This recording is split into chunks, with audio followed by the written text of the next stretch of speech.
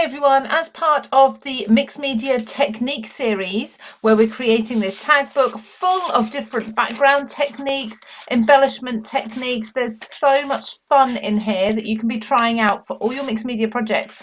I have got a new technique for you and it's creating this really gorgeous dimensional bubble effect. Look at the texture that you've got on there, and this is a flat piece of cardstock or paper.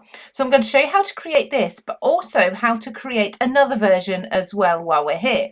And then I'll cut tags out of this and I'll pop them into my tag library that we've got here. Don't forget, of course, I'll link it in the description, but you can join our Facebook group where we are working through the techniques together, finding others as well, posting them in the group, posting our tries and our examples, and just generally talking everything mixed media. So for this, you're going to need a waterproof background to work onto, or a mat or something, just to keep your desk or your table nice and tidy. You're also going to need some watercolour cardstock. So I'm going to cover my watercolour cardstock with my favourite Distress Oxide. So I've got my favourite two colours, Uncharted Mariner and Seedless Preserves. Now these two together are absolutely stunning. I'm going to be using large blending brushes, and this just means that I can cover the area really quickly. So I'm going to work in circles, layering down a lot of ink. Now, I've found with this technique, the darker your inks, the better the result. So really do get in there with your darker colours. Don't be afraid to use those. And if you're using lighter colours, you can still get a good effect, but it's nowhere near as stunning, as contrasting as if you use dark colours. So I've gone over with my Uncharted Mariner there. I've gone kind of for a diagonal, and then I'm going to go in with Seedless Preserves along the other two corners. Now I'm using Oxides, but of course you can use Distress inks. You can also use other brands of water reactive inks. Do make sure they are water reactive, otherwise this won't work as well for you at all. And if they are dye or pigment, doesn't matter. Either way, they're going to work well. Obviously, if they're pigment, they take longer to dry, which actually gives you more time to work with the technique and make sure you get the results you want. So I've filled in those two corners, and I'm going to come back to my blue, so my Uncharted Mariner. I'm not going to put any more on my brush at the moment, and I'm just going to blend back down the middle there, and I'm going to go over these blend lines. Now I'm not looking for perfection with this blending at all. I just want to make sure there's some colour all over the entire background. So a quick wipe just to tidy up the mess, and then let's get started with the magic. So I have got in a tub here, I've got a squirt of washing up liquid, and I've got some water, and then I have also got myself a straw. Of course, in our household we use metal straws, not plastic ones, and I'm going to first of all whip up some bubbles here just with the end of the straw. Now you can use anything for this. If you have something like a small whisk, this will work equally as well. We're just going to start getting some stability in the bubbles as a base. And then I'm going to now blow some air into the water to create much larger bubbles. So putting my piece just out of the way for now.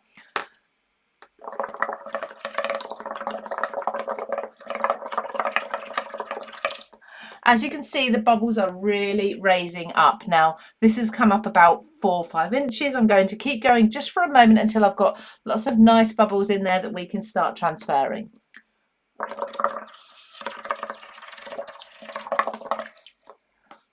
There we go. Now, of course, you don't want them to fall over the edge of your tub, but another reason to have your desk protected.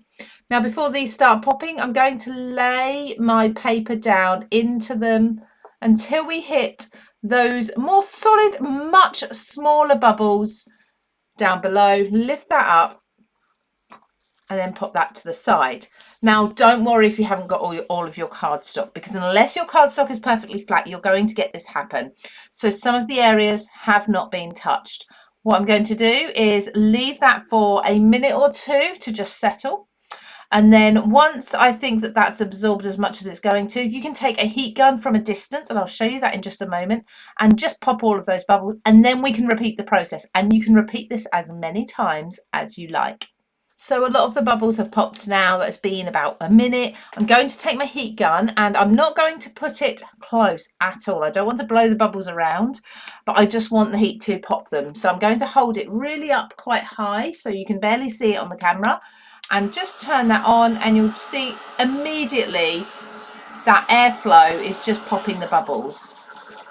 There we go. And of course you can dry this off if you don't want any more reaction there, but straight away we can see beautiful, beautiful patterns. Now if I bring this, can you see along that bottom edge? Isn't that just absolutely stunning? It's a bit like coral. In fact, you could use it in an underwater scene. I'm going to repeat that process now again. So I'm going to whisk up some bubbles. And if you like the smaller bubbles, you can absolutely just use these. So I'll show you what that looks like.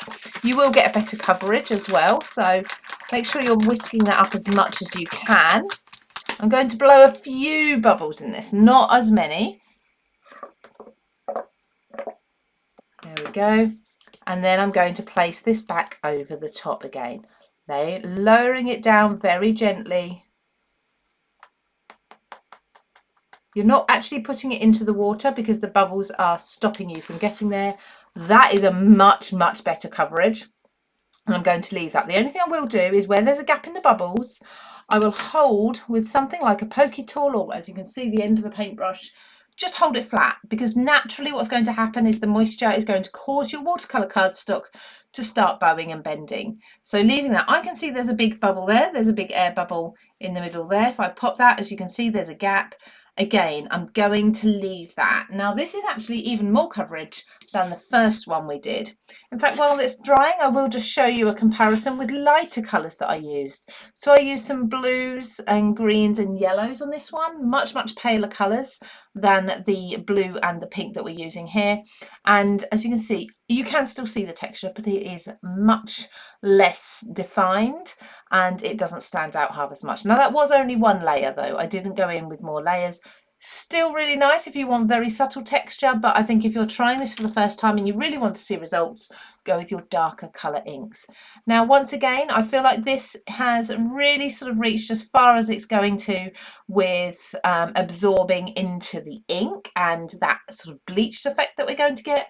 So again, I'm going to take my heat tool and just apply heat from a distance.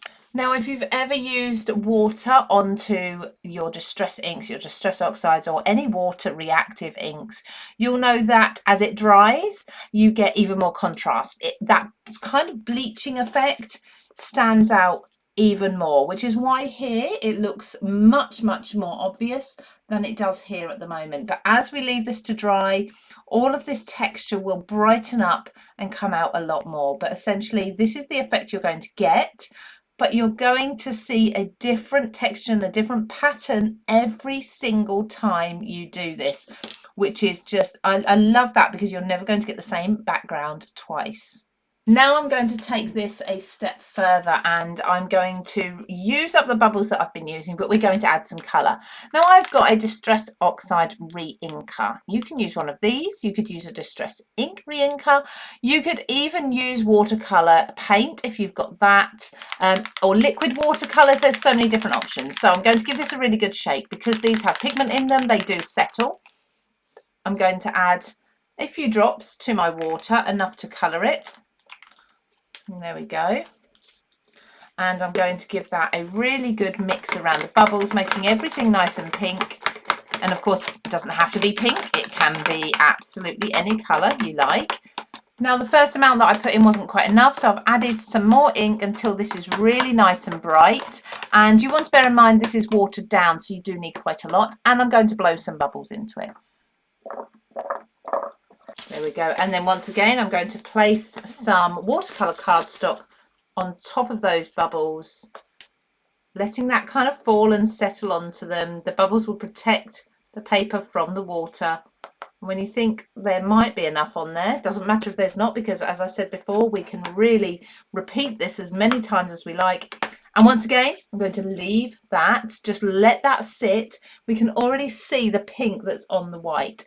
Now what you can do is repeat this with a second colour, which I think I might do that. I think I might repeat this with a blue, for example. We've used pink and blue already, so let's do that again. I'm going to repeat this with a blue and then see what it looks like afterwards. So I'm going to, while that's drying, take this off, pour it away, do some fresh, put the blue in it, do this once more, and then we'll come back and look at the end result.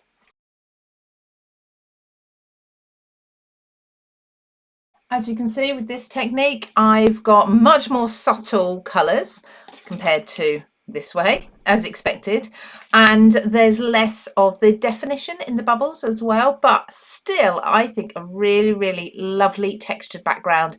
This would be beautiful both with contrasting colours as I've done here, but also if you use two colours that are reasonably similar, to get so much depth into there. So texture and depth and dimension into your cardstock. This one still needs to dry, it's still a bit damp. I've just finished the bubble popping, but as you can see, two different techniques. These can now go into our technique tag book. If you want to see all of these other techniques as well and how I did them all for your mixed media, for your card making, for your scrapbooking, for your art journaling, there's an entire playlist on YouTube. You can go and find that. I'll make sure that is linked on the screen just here for you, and I'll link it in the description below as well. So thank you for joining me, everybody. I hope you enjoyed this fun, take it back to children sort of playing technique, and I'll see you again very soon.